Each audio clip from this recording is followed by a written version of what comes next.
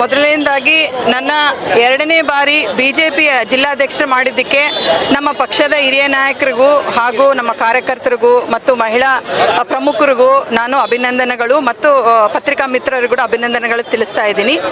ಈ ದಿನ ತಮಗೆಲ್ಲ ಗೊತ್ತಿರೋ ಹಾಗೆ ಇವತ್ತು ಯಡಿಯೂರಪ್ಪಾಜಿ ಅವ್ರದ್ದು ಹುಟ್ಟುಹಬ್ಬ, ಅವರು ಕೂಡ ಆರ್ಥಿಕ ಶುಭಾಶಯಗಳನ್ನು ತಿಳಿಸ್ತಾ ನಾವು ಅವರು ಹುಟ್ಟುಹಬ್ಬದ ದಿನನೇ ಮೊಟ್ಟ ಮೊದಲನೇದು ನಂದು ಇದು ಪ್ರತಿಭಟನೆ. ನನಗೆ ತುಂಬ ಸಂತೋಷ.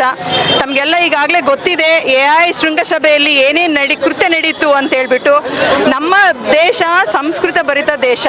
ನಾವು ಯಾರೇ ಬಂದರೆ ಅಂದರೆ ಶೃಂಗಸಭೆ ಅಂತಂದರೆ ಎಲ್ಲ ಹೊರದೇಶದಿಂದ ಬಂದಂಥ ಪ್ರಮುಖರಿಗೆ ಅದು ಒಂದು ಮೀಟಿಂಗ್ ಆಗಿರುತ್ತೆ. ಅದರೊಳಗೆ ನಮ್ಮ ಸಭೆಯಲ್ಲಿ ಬಂದು ಕಾಂಗ್ರೆಸ್ ಅವರು ಅರಬತ್ತಲೆ ಇದನ್ನು ಮಾಡಿಬಿಟ್ಟು ಒಂದು ಮೋದಿಜಿ ಅವರಿಗೆ ಅವಹೇಳನ ಕಾರ್ಯಕೃತ್ಯವನ್ನು ನಡೆಸಿದ್ದಾರೆ.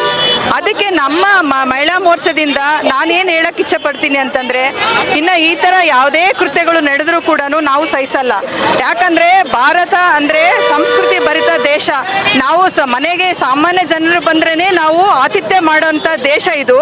ನಮ್ಮ ದೇಶ ಮಾನ ಮರ್ಯಾದೆ ಕಳೆದಂಥ ಈ ಕಾಂಗ್ರೆಸ್ ಸರ್ಕಾರಕ್ಕೆ ನಾವು ಮಹಿಳೆಯರು ಧಿಕ್ಕಾರ ಹಾಕೋದ್ರಾಗೆ ನಾವು ಯಾವತ್ತೂ ಮುಂದೆ ಇರ್ತೀವಿ ಅಂತ ಹೇಳ್ತಾ, ನಮ್ಮ ಮೋದಿಜಿ ಅವರು ಅನೇಕ ಕಾರ್ಯಗಳನ್ನು ಮಾಡಿ ಇವತ್ತು ಭಾರತ ದೇಶವನ್ನು ಅಂದರೆ ನಾವು ನಂಬರ್ 1 ದೇಶವಾಗಿ ಮಾಡೋದಕ್ಕೆ ಅವರು ಪಣ ತೊಟ್ಟು ನಿಂತಿದ್ದಾರೆ.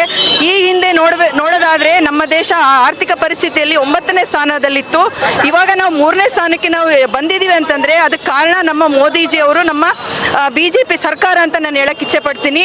ಇನ್ನು ಮುಂದೆ ಯಾವುದೇ ಈ ಥರ ಕೃತ್ಯ ನಡೆದ್ರೆ ಈ ಮಹಿಳೆಯರು ಯಾವತ್ತಿಗೂ ಸಹಿಸಲ್ಲ. ಯಾವತ್ತಿಗೂ ನಾವು ಅವ್ರ ಜೊತೆ ಇರ್ತೀವಿ.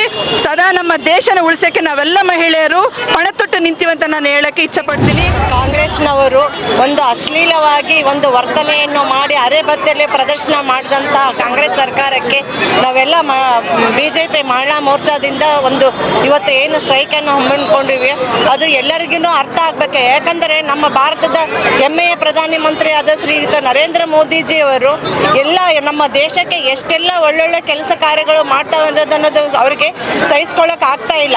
ಅದರಿಂದ ಅವರು ಯಾವ ರೀತಿ ನಮ್ಮ ಪಕ್ಷಕ್ಕೆ ಧಕ್ಕೆ ಮಾಡಬೇಕು ಅಂತೇಳಿ ಏನೋ ಒಂದು ಪ್ಲ್ಯಾನ್ ಮಾಡಿ ಯಾವುದೋ ಒಂದು ಇದನ್ನು ಮಾಡ್ತಾರೆ. ಈ ಥರ ಮಾಡೋದ್ರಿಂದ ಅವ್ರ ಪಕ್ಷಕ್ಕೆ ಅದು ಒಳ್ಳೆಯದು ಅಲ್ಲ, ಶೋಭೆಯೂ ಅಲ್ಲ.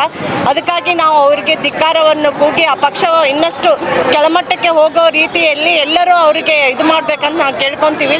ನಮ್ಮ ಪ್ರಧಾನಿಗೆ ಇದರಿಂದ ಇನ್ನೂ ಹೆಚ್ಚಿನ ಶಕ್ತಿ ಹುಮ್ಮಸ್ಸು ಬರ್ತದೆ, ಬೇರೆ ಏನೂ ಅಲ್ಲ. ಯಾಕಂದರೆ ಇಡೀ ಪ್ರಪಂಚವೇ ನಮ್ಮ ಅವರನ್ನು ಮೆಚ್ಚಿರುವಾಗ ಈ ಕಾಂಗ್ರೆಸ್ನವರಿಗೆ ಇದನ್ನು ತಡ್ಕೊಳಕ್ಕೆ ಆಗ್ತಾ ಇಲ್ಲ. ಅದಕ್ಕಾಗಿ ಇಂಥ ಒಂದು ಕೆಟ್ಟ ಕೆಲಸಗಳನ್ನು ಮಾಡೋದ್ರಲ್ಲಿ ಅವರು ತೊಡಗಿಕೊಂಡಿದ್ದಾರೆ. ಅವರಿಗೆ ಮುಂದಿನ ದಿನಮಾನಗಳಲ್ಲಿ ಜನರು ತಕ್ಕ ಪಾಠವನ್ನು ಕಲಿಸ್ಬೇಕಂತೇಳಿ ನಾನು ಕೇಳ್ಕೊತೀನಿ. ನನ್ನ ಹೆಸರು ಡಾಕ್ಟರ್ ರೇಣುಕಾ ಅಂತ.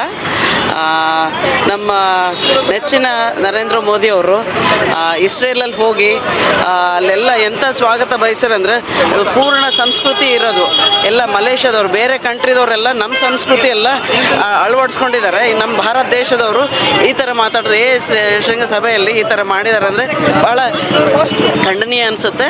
ಅದು ಬೇರೆ ದೇಶದವ್ರು ನೋಡಿ ಅಟ್ಲೀಸ್ಟ್ ನರೇಂದ್ರ ಮೋದಿ ಅವರಿಗೆ ನಮ್ಮದು ಕಲ್ಚರ್ ಬಂದಿದ್ದಾರೆ ಅಂತಂದು ಅವರು ಅಕ್ಸೆಪ್ಟ್ ಮಾಡ್ಕೊಂಡಿದ್ದಾರೆ ನಮ್ಮ ಸಂಸ್ಕೃತಿ. ಅಂದರೆ ನಾವು ನಮ್ಮ ಸಂಸ್ಕೃತಿ ಬಿಟ್ಟು ಇರಬಾರ್ದು ಅಂತಂದು ಹೇಳಲು ಇಚ್ಛೆ. ಇನ್ನೊಂದು ಸರ್ತಿ ಈ ಥರ ಆಗ್ಲಾರ್ದಂಗೆ ಪಾರ್ಟಿದವ್ರು ಬೇರೆ ನೋಡಬೇಕು ಅಂತಂದು ಹೇಳೋದು ನಾನು ಇಚ್ಛೆ ಪಡ್ತೇನೆ. ಬೋಲೋ ಭಾರತ್